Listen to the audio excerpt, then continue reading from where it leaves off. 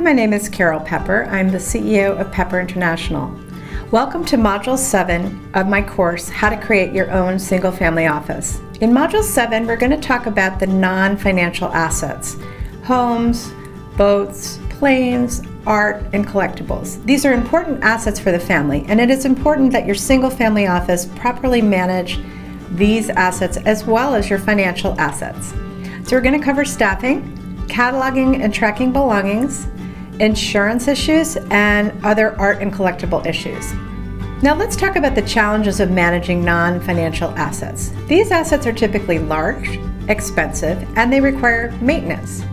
You usually need experts to keep them running smoothly, and families often have professionals running these assets, but sometimes they just delegate them to people that really don't know what they're doing. For example, your CFO probably doesn't know how to buy palm trees.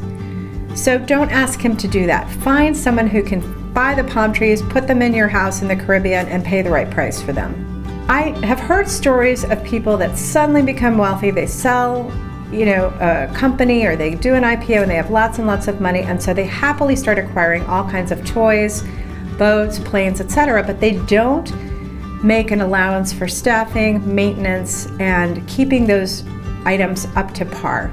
And what happens? They tend to break down, they can't use them, and it's a frustrating experience. So the first thing we want to talk about is finding the right staffing to manage all of your non-financial assets.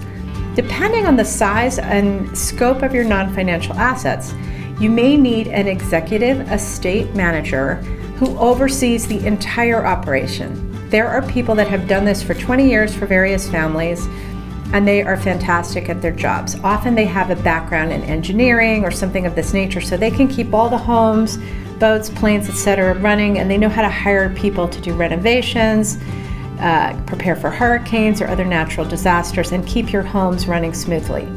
Underneath that executive estate manager, if you have numerous homes, should be a house manager for each home, or perhaps every one or two homes. So let's say you have a house in New York, you have a house in the Hamptons, you have something in Colorado, you have something in Europe, and you have something in the Caribbean.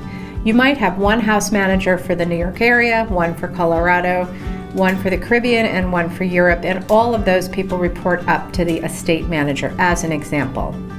Hiring house managers means finding good talent in the market where your house is located. And again, an executive estate manager can help you do that. There are specialized executive search firms who do nothing but staff these kind of properties.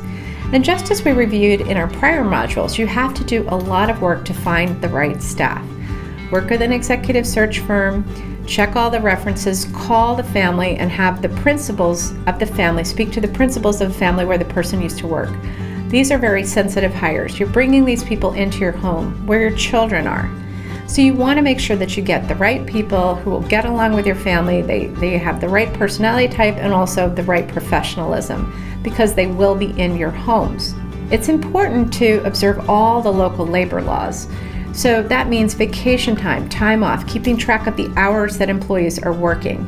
One of the things that's been happening is that if staff are overworked, if, for example, maids or gardeners are being worked more than the appropriate number of hours per week or per month, they will sue you for unfair and labor practices or unpaid overtime. So your house manager needs to keep track of hours, and you need to make sure that everything is under control.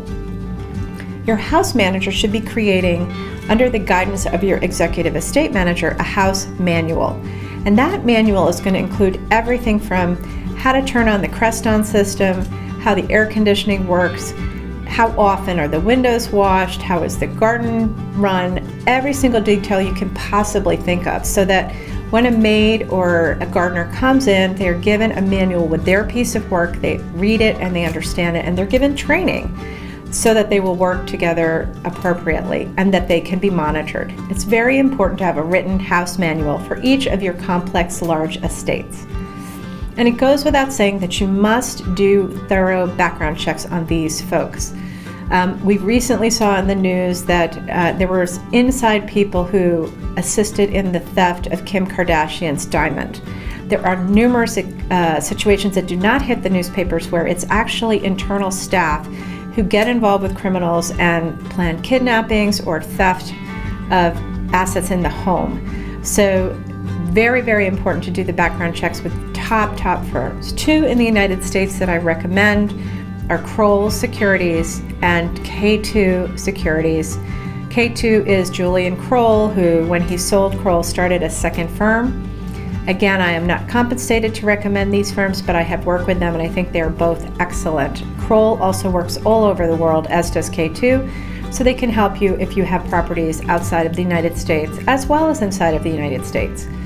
If you live in Asia, Europe, or Latin America, for example, you need to find some firm of comparable caliber in your local market to help you with security of all of your household staff.